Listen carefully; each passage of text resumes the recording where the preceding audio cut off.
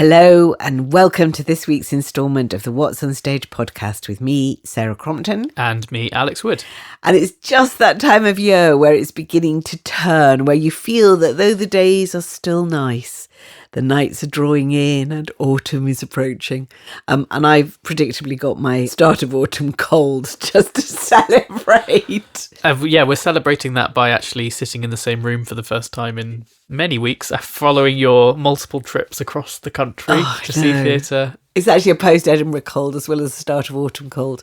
And I'm happily sharing it with you and the producer. Yep. So I'm hoping that I won't cough too much during this podcast. It is unfair that there is fringe flu that you get at the start of the fringe and then post-fringe flu that you get at the end of the fringe. Really, the whole Edinburgh experience is bookended by plague. Yeah. Just hopeless. Anyhow. But on to more exciting matters. We have some of our top picks for the autumn. We're going to be splitting this episode into two parts because, again, there's far too much to talk about. Theatre's been far too good to us in terms of its programming, hasn't it? Well, it is extraordinary that I've been drawing up, as you do at the start of the month, my reviewing schedule.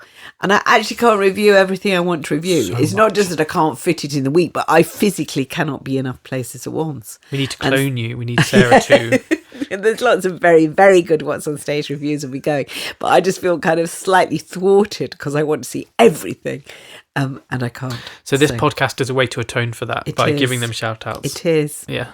I'm away for half of September, so yeah, this is my attempt to show some love before I shift to a different continent and stop watching theatre for a while. Well, that's, I think, good for the soul, maybe. But, it is a really rich autumn and lots of things to look forward to. I think where we should start probably is with the National Theatre because it remains Britain's most significant theatre. And the fact that Inda Rubusingham's first production opens on it actually opens press night, it's 24th of September. It's previews from earlier in the month. And her first production is Bacchae in a new adaptation by Nima Talagani, who has the unique quality of being the first debut playwright in the Olivier. So that already is quite exciting. And the post is quite exciting. Big lips. Scary image of the Bacchae. Do you always think that the artistic director's first show at the National is their statement of intent for how their time at the venue is going to look? Looking back on Rufus Norris's Everyman, yeah. Do you think that was a blueprint for what was to come, and do you therefore expect Bacchae will also be a blueprint for what might be coming? I think so to some extent. I think it is interesting because it's big. I think that there's always that sense that you want it to be a big show. And very often, I think the incoming director goes into the Olivier to get that over with. Though, in fact, Indu has an incredibly good record directing in the Olivier. So the sheer size of the space won't terrify her. The fact that she's putting on a Greek tragedy there, I think, is a statement of intent. And it feels like, it's old and new. It's a new take on a classic. That feels quite like a statement of intent. It's also got an absolutely amazing cast it's got James McArdle, friend of the pod, who I love.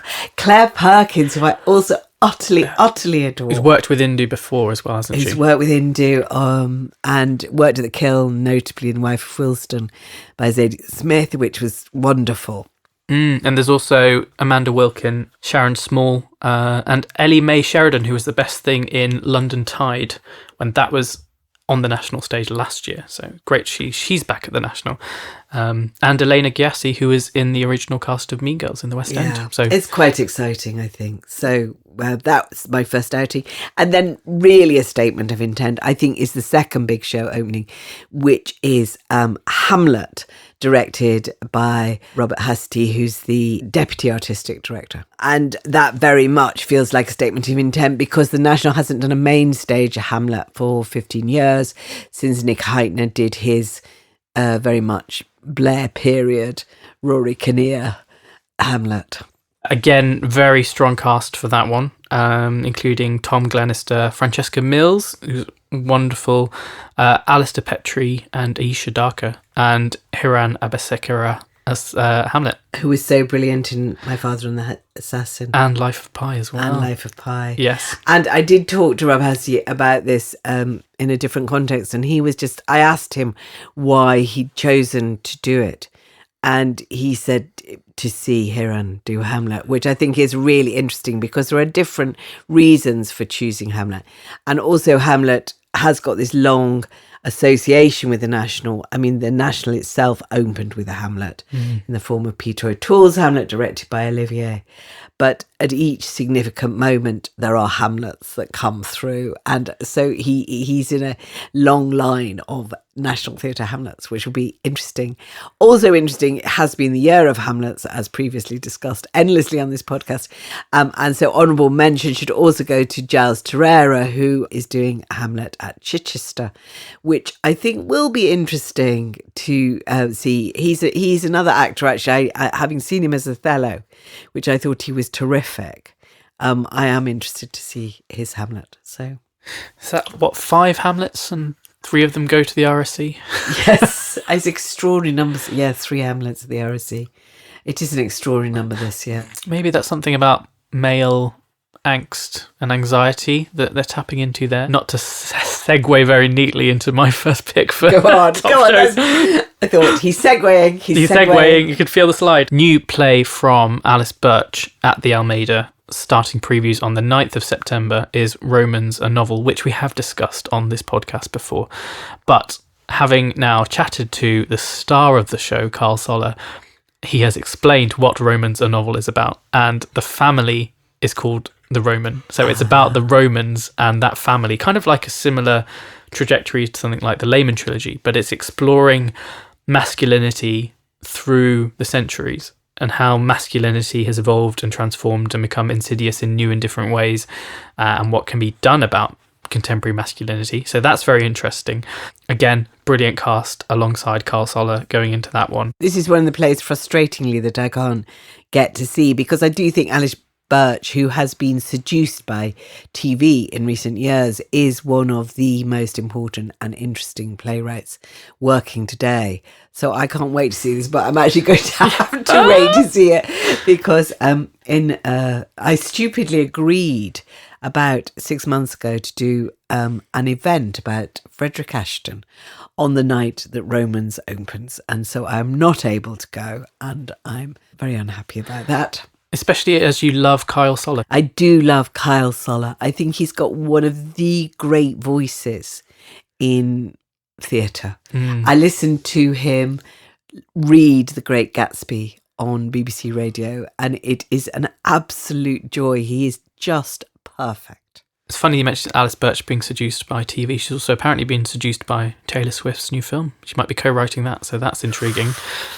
More on that probably in about 5 years' time or something. Yes, that would be a whole episode, though, given your love of Taylor Swift. We'll be spending a long time. Let's move swiftly on from my love of Taylor Swift. Sarah, where would you like to go next? I am going to move swiftly on to The Lady from the Sea at the Bridge Theatre, which is opening the same week as Romans, which is another reason I'm having to wait for it.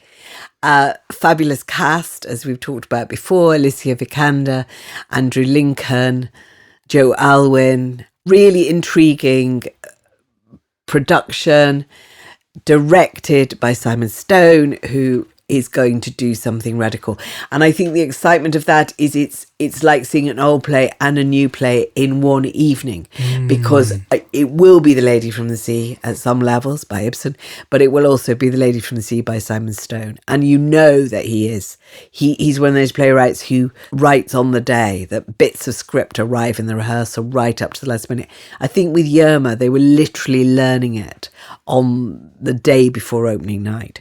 So I think it will have a lot of excitement, and that cast and the fact that the Bridge is back to doing drama and away from a musical for a little while is really thrilling to me, and I'm looking forward to that. I can't wait for all your nautical puns that will be in the review to follow. Yes, though of course, because it is Simon Stone, he may no longer be a sailor. You never know. That's true. Could be set somewhere landlocked. I am taking nothing for granted at all. My next show, I want to head across the border into Glasgow for Small Acts of Love, which will reopen the Citizens Theatre as their first major production in 7 years, following a huge redevelopment. So this is a major space, and they wanted to open with a show that definitely made headlines. So Small Acts of Love, which is written by Francis Poet and composer Ricky Ross, created in association with the National Theatre of Scotland, spans 36 years and tells the story of how two communities come together from New York and Scotland to explore the consequences and the attitudes towards the Lockerbie bombing, which is a huge subject for a play. But I think it's a massive statement of intent for the venue to open with such a significant story. Shows that they're not willing to pull any punches when it comes to their programming, and gets them straight back onto the map. It has been a huge loss in theatre, I mean British theatre, not just Scottish theatre, the closure of Citizens, and which has produced such pioneering, such important work down the years, and that renovation has just gone on and on and on, and I feel that it has left a hole and a loss in terms of spaces for new writing, new thinking. So it is really thrilling. When I was up in Edinburgh, I met Simon Thompson, who is my fellow WhatsOnStage reviewer, and he is luckily going off to review that. Yes. I had a slight jealousy. I had sort of imagined getting on a train, but then it would have been hard to fit it in. It's been a really good year for Scottish theatre, looking at The Fifth Step transferring into the West End, or Make It Happen, or even some of the big wins at the Edinburgh Fringe have, it's felt like it's nice in this context of, Scottish arts funding turbulence for there to be headline making shows, and hopefully that momentum can continue now the Citizen Theatre is back in action. Yeah, it will be brilliant. I'm going to move swiftly on now to another show I'm not going to be able to see because I'm somewhere else, which is Entertaining Mr. Sloane at the Young Vic, which again is a theatre beginning a new chapter, in the sense that Nadia Fall has taken over, and she is opening her directorship, her artistic directorship and her directorship, with this revival of Joe Orton's play. I'm fascinated, as I've said before, that she's choosing to do that play because it's tricky. It's funny and it's bold and it's quite rude in many, many ways. It's also very specifically of its period. And I think the sense in which Orton was outrageous was very, very much linked to the fact that he was breaking taboos of the 60s. So it will be interesting to see how she does it now, and how this idea of having a disruptive lodger who has an affair with both a brother and a sister and upends their lives in incredibly unexpected ways. I can't imagine how it's going to play, but I'm utterly, utterly fascinated to see how it plays. And also the fact that it's got Jordan Stevens of Rizzle Kicks starring, which it's his stage debut. Yeah. Again, another refrain of new venues, new artistic directors trying something new. I think casting someone from the Rizzle Kicks in your first play at the Young Vic is quite a statement. Quite a statement, and will be fascinating. So I'm going to hop from London back slightly northwest. Don't ask me about geography. Oh yeah, as we know from last week's episode, you do not know where you were headed. So Brandon Thomas's farce, Charlie's Aunt, is getting a new lick of paint, courtesy of WhatsOnStage Award winner Rob Madge, who is updating the play for the Watermill opening in September.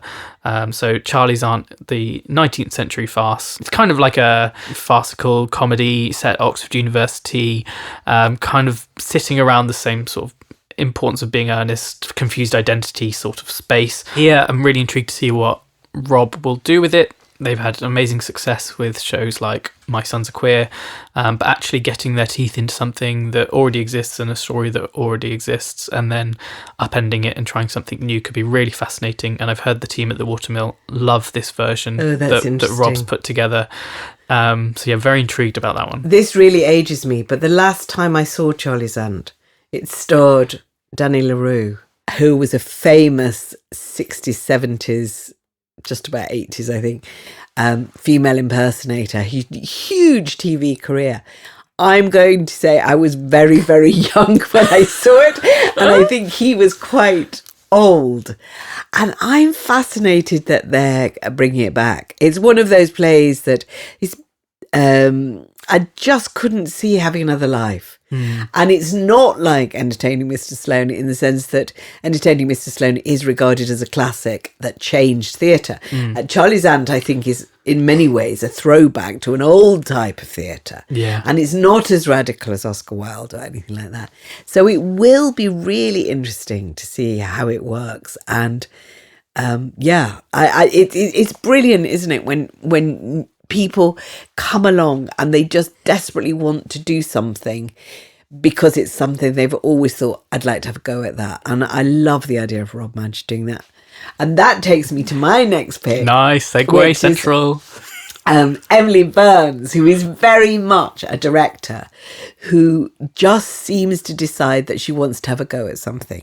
There is, if you look at her career, there is very little consistency except her interest in tackling things that people don't really look at anymore. So she did, as I've gone on and on about, Dear Octopus at the National Theatre, not greatest evening of my life, but I really loved it because a Dodie Smith play, again, forgotten play, people thought you couldn't do it anymore. She made it work perfectly by a little judicious updating and changing. Her directorial debut at the Royal Shakespeare Company was Love's Labour's Lost, which with Luke Thompson, which she wanted to do and which nobody had thought of was a play, again, that she would want to do because sexual politics of it are complicated. It's very light. It's very frou-frou.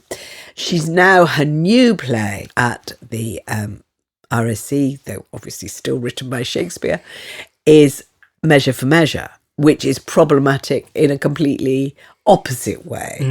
And when is always regarded as a problem play, is really, really problematic as a play, featuring a woman who wants to be a nun and who isn't willing to sacrifice her virginity to save her brother's life, a man who thinks he's a ruler, who thinks he's righteous and is trying to seduce said nun by using all the power of the state. You can see it has huge resonance now about how people behave and how they use the levers of power and how people choose to live their lives. I can see that. It looks as if it's going to be modern day because in the casting it mentions camera operators. But it will be absolutely riveting, I think. And it stars Tom Mothersdale, who's one of those actors who is the absolute shapeshifter. You never quite know even how he will look on a stage. He was in Annie Baker's John, which, as regular listeners will know, is one of my favourite productions. And he was completely different in that than he was in his subsequent performances in other things. And so the idea of him playing the shape-shifting Angelo, I think, it's very, very interesting. Joining him is also Isis Hainsworth, who was great in Romeo and Juliet at the Almeida and The House of Bernarda Alba at the National. So she's onto a win in terms of taking those classics. Clearly, Emily Burns. I think actually Emily Burns, I was sat next to her in the audience for The House of Bernarda Alba. Really? So maybe she was thinking, Isis Hainsworth, we can get her in something at that point. And then also Ollie Higginson, who I really liked in Othello at Shakespeare's Globe. I think he played Cassio for that. And he was also in the last 5 years in the West End as Jamie. Yeah, so that'd be a good one, I think. So going from Shakespeare to dystopian dramas set in fictional lands based on seminal book and film franchises, The Hunger Games is being brought to the stage. That wasn't a segue. That was just hopeless. Though we can say this is the Conor McPherson passage. Oh, yes. Because that will tee up your show later. Troubadour Wembley Park, which is a brand new venue, will host this new production, which looks absolutely incredible in terms of the ambition on the technical side. Interesting points about some of the casting. So you've got Mia Carragher, who's playing Katniss Everdeen, because it's basically the first book that's being brought to the stage. who is, interestingly, for a football connection, the daughter of Jamie Carragher, the former England football star. Yeah. So, but she's making her, I think, professional stage debut, but she's done some bits on TV already. Then the cast beyond that, what they haven't done is they haven't cast anyone as President Snow. Gosh. The big tyrannical figure that sort of like sits behind the scenes for the whole thing. Donald Sutherland. Yes, although I'm sure they might have some plans for that character in due course. Who knows? Maybe by the time this podcast comes out, we might know more. Then, yes, it sounds like there's a lot of physical theatre going on. They're sort of doing all the fights that you see in the film and in the book are sort of like done on stage in front of you. It seems like it's going to be very physical, very bolshy, very in your face, action all around you, which is quite intriguing and exciting. Don't really know too much more than that because they're keeping a lot of it under wraps in terms of how they're going to do it. So yeah, that's one I feel as though could be a big surprise technical hit for the year. Yeah, I mean, it is really intriguing, and the fact it's in a new theatre is so interesting, and a lot of work is clearly going into it. And Conor McPherson is such an interesting choice to do it because he's not somebody you would necessarily associate with an adaptation of a big blockbusting book and film, though he wasn't somebody you would associate with an adaptation of Bob Dylan songs, and that, you know, that's true. Girl from No Country was just such a huge hit. So I think it is going to be really intriguing and interesting how they do it. And obviously, you know, with Stranger Things having gone before, there is that template for shows that are cult classics among young people. I'm sure that's why they're doing, isn't it? Harry Potter and Harry Potter, that opened the door to it of big studios thinking, hang on a sec, this could be incredibly lucrative. I mean, and they all still go on and on, you know, really winning audiences, and people love them. I was on the tube the other day with somebody who'd just been to see Harry Potter and just raving, you know, having had such a great time. So I think they are really good entry points for younger audiences to theatre. And I look forward to it. I, of course, am also toddling off quietly to see Conor McPherson's first big hit, which couldn't be more different, which is 5 people in a bar telling ghost stories. The Weir, which opens in September, and which has been the most extraordinary play. I mean, there was a point where it was on virtually every country in the world, of this idea of just gathering people together and them talking. And I really look forward to seeing it again with a terrific cast led by Brendan Gleeson, who is now my favourite person since he's advocating putting arts on the news. And also actually just an amazing actor. So that will be great. And it's in the Harold Pinter, which is exactly the right kind of theatre, because there's a sense in that theatre that I always think the construction of the theatre makes you feel that you've gathered to have a story told to you. So I look forward to that very much. Probably should have said this at the start, that we've chosen not to flag any shows that have previously been on because there is just so much to choose from. So we've not mentioned James Graham's Punch, which is coming into the West End, or the Menier's Producers, which is coming to the West End, because we just don't have enough time. We're going to mention them in passing. Yes. And there are lots of shows that we're not going to be able to mention in full, like The Maids at the Donmar with Kip Williams, following up from Picture of Dorian Gray, which should be really intriguing. And for people who really like musicals based on films with numbers in the title, you've got 13 Going on 30 and 50 First Dates, both being brought to the stage, the former in Manchester and the latter at the Other Palace in London. So yes, big ones. Then there is, I'm going to go to my next pick, there is a new play by Nick Payne at the Royal Court, which is generating huge amounts of interest because Constellations, which was his last play to open at the Royal Court, obviously had such a life, and people loved it so much, of a couple on stage imagining different futures, really, wasn't it? And having different possibilities in life.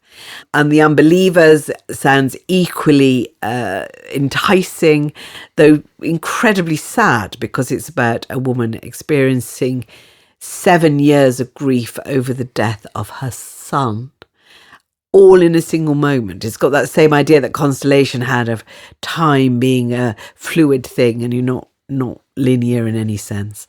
And stars Nicola Walker, who I think, people just love. I love, she's so popular from television and so on, and such an amazing actress with ready access to her emotion.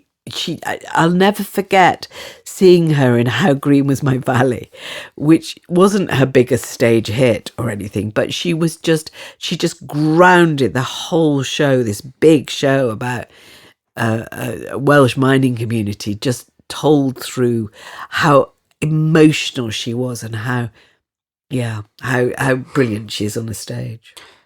My final pick then for this episode, and then we'll do a few honourable mentions. I think you've got a couple more on top. Sarah has outflanked me in terms of the numbers. Gone on and on. No. So a slight departure, staying in East London, because clearly that's where I want to see all my favourite theatre this September and October, is Lander 23, the brand new Punch Drunk show, which I think, Sarah, you're already signing up for appearing on press night, because I know you're a big fan yes. of video games and immersive theatre, and you finally found the show for you. You're going to be crawling through Punch Drunk's new Woolwich home as part of that show, aren't you? No.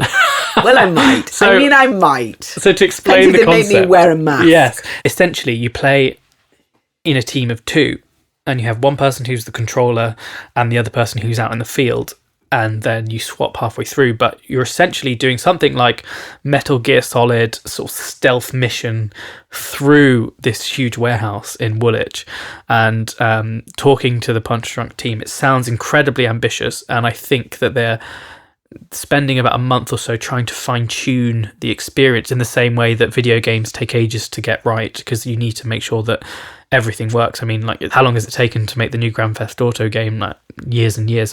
So they want to make sure that the experience feels like something very interactive, that you as the player are driving rather than being driven by a narrative that you would find in a play or another Punch Drunk experience. So lots of question marks about how it's going to work and whether or not it will be successful. But I feel as though if any team's going to get it right, it's the Punch Drunk team. Having been cynical, I should say that I do think it sounds thrilling. I mean, it does sound really, really interesting as a concept. It isn't for me, really, but I can imagine it being wonderful. The thing I'm not clear about is, do you have to buy tickets in pairs? You actually I think so. You have to sign up. to have a friend that you're going to take. Because I think that is intriguing. I mean, I can see people wanting to have a go at that. You could also just do it with a member of the public and just see if you can form a team spontaneously. Yeah, that makes it sound like traitors or something. Yeah. But I think again, I'm very keen on theatre that does plug in to the sense of a wider culture, and that very much is saying, well, we're brilliant at immersive theatre. Video games are essentially a form of immersive theatre where you got absolutely lost in a different world. So let's see what happens if we actually do it in real time. I think it's a brilliant idea. Yeah. But I won't go there, probably.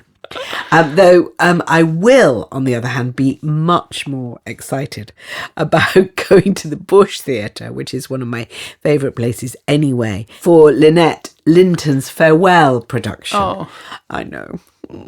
But it does sound as she's going out in style, and certainly in the kind of style that she has brought to the theatre. She's directing a play called Not Your Superwoman by Emma Dennis Edwards, which stars Letitia Wright, no stranger to a video game format. Yes, true. From the Black Panther movies. And she's with Golda Rosheuvel from Bridgerton and Queen Charlotte. And it sounds as if it's, again, a play about grief and generations of women adapting their lives after the death of a mother figure, a grandmother and a mother. So, yeah. So it sounds really, really interesting. There's a lot to be said about Lynette Linton's time at the Bush in terms of what it has done for new writing. She's had this one in her back pocket, knowing I've got to go out with a bang. Yeah. And I remember when that was announced, like, at the Bush, you're getting superstars like those two, like part of two of the biggest franchises of the century. Big win for new writing.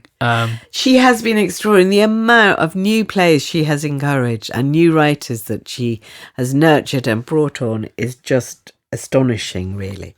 And it's made the Bush so vibrant and such a destination for knowing how people are thinking, how people are developing the art of playwriting. I think she's had a sensational time there. I'm sure that one might look to have more life in the West End afterwards. Well, do the same model as Shifters did. Shifters, yeah, that's extraordinary. So fingers crossed that's not the last that we see of this show. Although very in-demand actors and directors and writers, so they might not have the time to go into the West End. Well, I know, but I don't know. I always feel that once actors have committed to something, they do tend to stick with it for a bit, unless, another mega film comes along. But in terms of both Bridgerton and the Marvel universe, they presumably can plan those a bit. So they've got a little space to do this wonderful thing. What are your other honourable mentions? Going to rattle them off quickly. Jonathan Spector wrote Eureka Day, which was a hit at the Old Vic a few years ago. That is now being revived at Nottingham Playhouse with the wonderful Jenna Russell leading the cast, directed by James Grieve.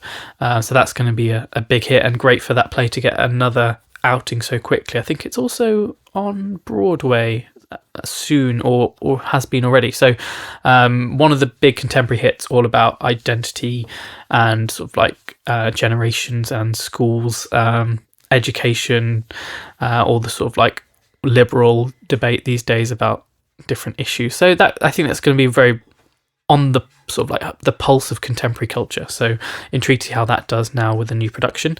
Also very excited about After Sunday, which is the new play by Sophia Griffin. It's about three men who join a Caribbean cooking club. And it's on in Coventry at our favourite place, at the Belgrade Theatre in October, and then it will also transfer to the Bush, which we have just plugged, where it opens in November as well. And then a couple more, The Harder They Come, which was, I think was been on a while ago. Yeah. But the based on the cult classic film that sort of like popularised reggae in mainstream culture. The musical version of that is now being brought back to Stratford East. That is being adapted for the stage by Susan Laurie Parks, the Pulitzer Prize winner. One of my favourite playwrights. Love her. Yes, we are being treated, and Matthew Zia, the Olivier Award winner, is directing that after fantastic Tambo and Bones, which was on at Stratford East. That musical was also on at the Public Theatre in New York, so lots of very big producers behind it. I'm sure it's got a long life ahead of it in this new iteration. And then finally, something for all of us to sink our teeth into is the new version of Dracula at Lyric Hammersmith Theatre, adapted by Morgan Lloyd Malcolm, and placing sort of the women from Bram Stoker's original right at the heart of this sort of like intense thriller. So that should hopefully be a big autumn hit for Halloween. Oh yes, Halloween to get through. Your favourite time of the year. Gosh, I just managed to forget it. My honourable mentions would be for Clarkston, which Samuel D. Hunter, who wrote The Whale. I don't know much about that, actually. It's one of those that slightly got under my radar, but I'm going along to see it at the end of September. That's the 25th September, I think. That's coming to Trafalgar Theatre, which I haven't been to for a bit. I don't know why. So that's exciting.